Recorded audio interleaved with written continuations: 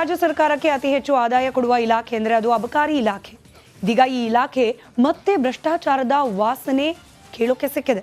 ಹೀಗಾಗಿ Bengaluru bar association ಭ್ರಷ್ಟಾಚಾರದ ವಿರುದ್ಧ ಹೋರಾಟಕ್ಕೆ ಕರೆ ಕೊಟ್ಟಿದೆ.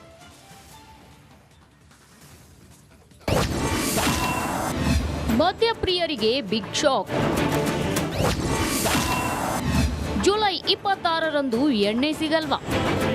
ಮದ್ಯಪ್ರಿಯರಿಗೆ ಶಾಕಿಂಗ್ ನ್ಯೂಸ್. ಯಾಕಂದ್ರೆ ಜುಲೈ 26ರಂದು ಎಣ್ಣೆ ಸಿಗಲ್ವಂತೆ. ಮದ್ಯದಂಗಡಿ ಮಾಲೀಕರು ಮುಷ್ಕರಕ್ಕೆ ಮುಂದಾಗಿದ್ದಾರೆ. ಸರ್ಕಾರದ ವಿರುದ್ಧ ಸಮರಕ್ಕಿಳಿದಿದ್ದಾರೆ. ಹೀಗಾಗಿ ಶುಕ್ರವಾರ ಎಣ್ಣೆ ಸಿಗಲ್ಲ ಎನ್ನಲಾಗ್ತಿದೆ. ಅಬಕಾರಿ ಇಲಾಖೆಯಲ್ಲಿ ಮಿತಿ ಮೀರಿದ ಭ್ರಷ್ಟಾಚಾರಣ. ಸರ್ಕಾರದ ವಿರುದ್ಧ ಸಿಡಿದೆದ್ದ ಮದ್ಯದಂಗಡಿ ಮಾಲೀಕರು. ಇಲಾಖೆಯಲ್ಲಿನ ಭ್ರಷ್ಟಾಚಾರ ಖಂಡಿಸಿ ಹೋರಾಟಕ್ಕೆ ಕರೆ. ಅಬಕಾರಿ ಇಲಾಖೆಯಲ್ಲಿ ಪದೇ ಪದೇ ಭ್ರಷ್ಟಾಚಾರದ ಆರೋಪ ಕೇಳಿಬರ್ತಿದೆ. ಸರ್ಕಾರ ಹಾಗೂ ಇಲಾಖೆಯ ಸಚಿವರು ಸರಿಪಡಿಸೋ ಕೆಲಸಕ್ಕೆ ಹೋಗಿಲ್ಲ. ಹೀಗಾಗಿ ಇಲಾಖೆಯಲ್ಲಿ ನಡೆಯುತ್ತಿರೋ ಭ್ರಷ್ಟಾಚಾರವನ್ನ ಖಂಡಿಸಿ ಬೆಂಗಳೂರು ಬಾರ್ ಅಸೋಸಿಯೇಷನ್ ಅವರು ಪ್ರತಿಭಟನೆ ಮಾಡೋಕೆ ಮುಂದಾಗಿದ್ದಾರೆ.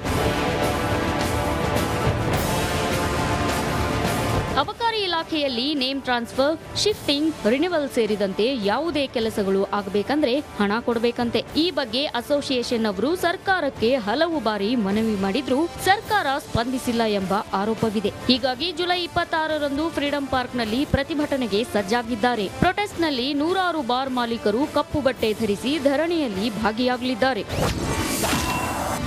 ಬೇಡಿಕೆಗಳೇನು? ಸಂಪನ್ಮೂಲ ಕ್ರೋಢೀಕರಣ ಸಂಬಂಧ ನೀಡಿರೋ ಪ್ರಸ್ತಾವನೆಗಳ ಕುರಿತು ಚರ್ಚೆಗೆ ಅವಕಾಶ ನೀಡಬೇಕು.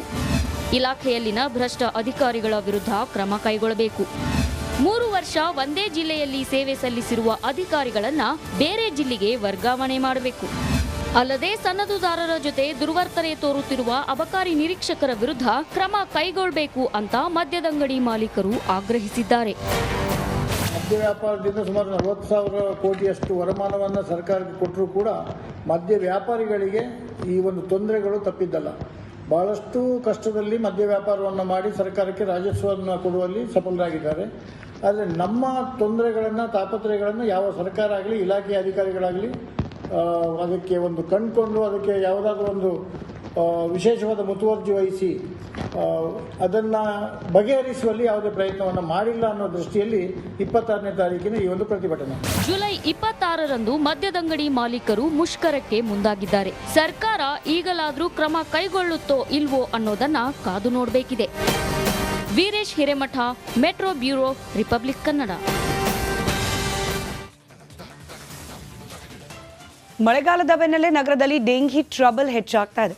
ಮಕ್ಕಳ ಮೇಲೂ ಇಡೀ ಸೊಳ್ಳೆ ಕಣ್ಣಿಟ್ಟಿದೆ. ಮಕ್ಕಳಲ್ಲಿ ಹೆಚ್ಚಾಗಿ ಡೆಂಗಿ ಕಾಣಿಸ್ಕೊಳ್ತಾ ಇದ್ದು ಪೋಷಕರು ಆತಂಕಕ್ಕೆ ಒಳಪಟ್ಟಿದ್ದಾರೆ.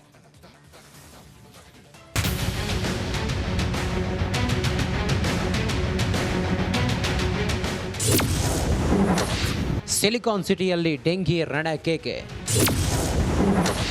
ಶಾಲೆಗಳಲ್ಲಿ ಮುಂಜಾಗ್ರತೆ ವಹಿಸಲು ಕ್ರಮ. ಡೆಂಗಿ ಅಟ್ಟಹಾಸಕ್ಕೆ ಸಿಟಿ ಜನರು ಬೆಚ್ಚಿ ಬಿದ್ದಿದ್ದಾರೆ. ದಿನೇ ದಿನೇ ಡೆಂಗಿ ಪ್ರಕರಣಗಳ ಸಂಖ್ಯೆ ಏರುತ್ತಲೇ ಇದ್ದು ಪೋಷಕರಿಗೂ ಆತಂಕ ಕಾಡ್ತಿದೆ. ಶಾಲಾ ಮಕ್ಕಳಲ್ಲಿ ಡೆಂಗಿ ಏರಿಕೆ ಹೆಚ್ಚಾಗ್ತಿದ್ದು ಪಾಸಿಟಿವ್ ಕಂಡುಬಂದ ಶಾಲೆಗಳ ಮೇಲೆ ಹದ್ದಿನ ಕಣ್ಣಿಡಲು ಆರೋಗ್ಯ ಇಲಾಖೆ ಮುಂದಾಗಿದೆ.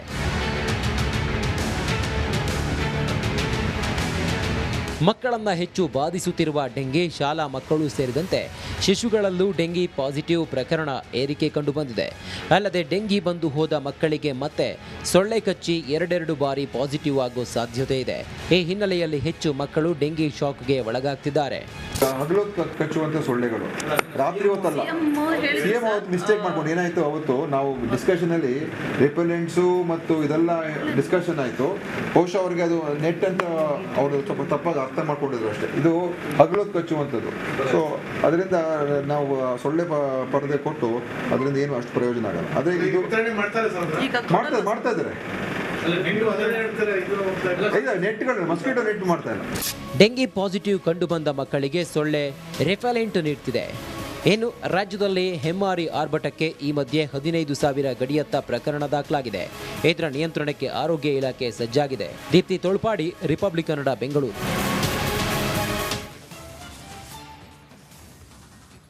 ಅದು ಬೆಂಗಳೂರು ಹೊರವಲಯದ ಪ್ರತಿಷ್ಠಿತ ಫ್ಯಾಕ್ಟರಿ.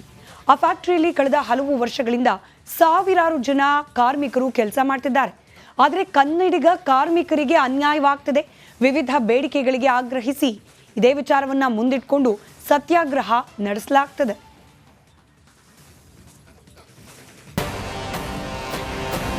ಆಡಳಿತ ಮಂಡಳಿಗೆ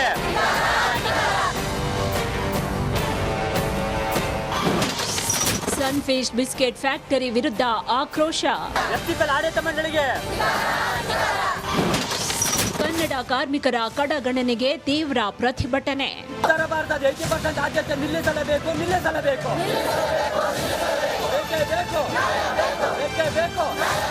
ಬೇಕೇ ಬೇಕು, ನ್ಯಾಯ ಬೇಕು ಅಂತ ಹೀಗೆ ಕಳೆದ 9 ದಿನಗಳಿಂದ ಇವರು ಬೀದಿಗಿಳಿದು ಹೋರಾಟ ನಡೆಸುತ್ತಿದ್ದಾರೆ. ಬೆಂಗಳೂರು ಗ್ರಾಮಾಂತರ ಜಿಲ್ಲೆಯ ಹೊಸಕೋಟೆ ತಾಲೂಕಿನ ಕಾಚರಕ್ಕನಹಳ್ಳಿಯಲ್ಲಿರುವಂತಹ ಸನ್ಫಿಶ್ ಫ್ಯಾಕ್ಟರಿ ವಿರುದ್ಧ ರೋಷಾಗ್ನಿ ಹೊರಹಾಕಿದ್ದಾರೆ.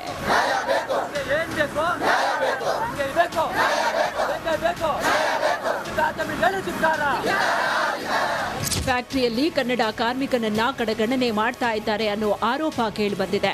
ಅಲ್ಲದೆ ವಿವಿಧ ಬೇಡಿಕೆಗಳನ್ನ ಈಡೇರಿಸುವಂತೆ ಒತ್ತಾಯಿಸಿ 200ಕ್ಕೂ ಹೆಚ್ಚು ಕನ್ನಡಿಗ ಕಾರ್ಮಿಕರು ಪ್ರತಿಭಟನೆ ನಡೆಸ್ತಾ ಇದ್ದಾರೆ.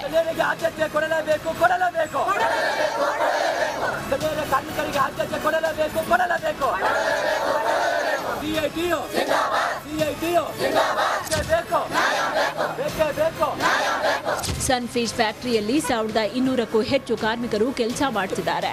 ಆದರೆ 800 ಜನ ಉತ್ತರ ಭಾರತದ ಕಾರ್ಮಿಕರಿದ್ದಾರೆ. 400 ಮಂದಿ ಕನ್ನಡಿಗ ಕಾರ್ಮಿಕರು ಕೆಲಸ ಮಾಡ್ತಿದ್ದಾರೆ. 16 ವರ್ಷಗಳಿಂದ ಫ್ಯಾಕ್ಟರಿಯಲ್ಲಿ ಕೆಲಸ ಮಾಡ್ತಿದ್ದ ಕನ್ನಡಿಗರನ್ನ ಆಡಳಿತ ಮಂಡಳಿ ಕಡೆಗಣನೆ ಮಾಡ್ತಿದೆ ಅಂತ ಆರೋಪಿಸಿದ್ದಾರೆ. ನಾವು ಲೇಡೀಸ್ ಅಂತಂದ್ಬಿಟ್ಟು 8 ಅವರು ಒಂದೇ ಜಾಗದಲ್ಲೇ ನಿಂತ್ಕೊಂಡು ಕೆಲಸ ಮಾಡಬೇಕು. ಅತ್ತ ಇತ್ತ ಕದ್ಲಂಗ್ ಕೂಡ ಇರಲ್ಲ. ಆ ಥರ ಟಾರ್ಚರ್ ಕೊಡ್ತಾರೆ. 4 ಜನ ಕೆಲಸ ಮಾಡೋದ್ರನ್ನ 2 ಕೈಯಲ್ಲಿ ಮಾಡಿಸ್ತಾರೆ. ತುಂಬ ಟಾರ್ಚರ್ ಕೊಡ್ತಾರೆ. 2 ಫೀಡಿಂಗ್ ಮಾಡಬೇಕು ಅಂತಂದರೆ ತುಂಬ ಕಷ್ಟ ಆಗುತ್ತೆ. ಬೆರಳುಗಳಲ್ಲೆಲ್ಲ ರಕ್ತ ಬರ್ತಾ ಇದ್ರು ತೋರಿಸಿದ್ರು ಹಂಗೆ ಮಾಡ್ತಾ ಇರ್ರಿ, ನಿಮ್ಗೆ ಏನಾಗುತ್ತೆ, ಬ್ಲಡ್ ಬಂದರೆ ನಾವೇನು ಮಾಡೋಕ್ಕಾಗುತ್ತೆ, ಫೀಡಿಂಗ್ ಮಿಷನ್ಗಳು ಓಡ್ತೈತೆ ತಾನೇ, ನಾವೇನು ಮಾಡೋಕ್ಕಾಗುತ್ತೆ ಅಂತ ಅವ್ರು ಇದು ಮಾಡ್ತಾರೆ. ಇತ್ತೀಚೆಗೆ ಉತ್ತರ ಭಾರತ ಮೂಲದ ಕಾರ್ಮಿಕರಿಗೆ ಹೆಚ್ಚು ಮನ್ನಣೆ ಹಾಕಲಾಗ್ತಾ ಇದೆಯಂತೆ. ಇನ್ನು ಈ ಬಗ್ಗೆ ಪ್ರಶ್ನೆ ಮಾಡಿದ್ರೆ ಇಷ್ಟ ಇದ್ರೆ ಮಾಡಿ, ಇಲ್ಲ ಅಂದ್ರೆ ಹೊರಟು ಹೋಗಿ ಅಂತ ಆಡಳಿತ ಮಂಡಳಿ ಹೇಳ್ತಿದ್ಯಂತೆ.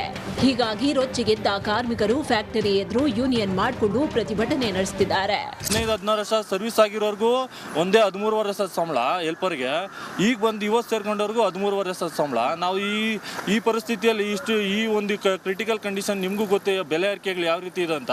13,000ದಲ್ಲಿ ಏನು ಮಾಡ್ಬೋದು ಅನ್ನೋದು ಎಲ್ಲ ಸಾಮಾನ್ಯ ಜನಗಳಿಗೆ ಗೊತ್ತು. ನಾವು ಹೇಳ್ತೀರಿ ನಮ್ಮ ಸಂಘನ ಮಾನ್ಯ ಮಾಡಬೇಕು, ನಮ್ಮ ಬೇಡಿಕೆ ಪಟ್ಟಿಗಳು ಈಡೇರಿಸಬೇಕು. ಇವರ ಹೋರಾಟಕ್ಕೆ ಕಾರ್ಮಿಕ ಇಲಾಖೆ ಹಾಗೂ ಸರ್ಕಾರ ಸ್ಪಂದಿಸುತ್ತಾ ಕಾದ್ ನೋಡಬೇಕು. ಮಂಜುನಾಥ್, ರಿಪಬ್ಲಿಕ್ ಕನ್ನಡ, ದೇವನಹಳ್ಳಿ.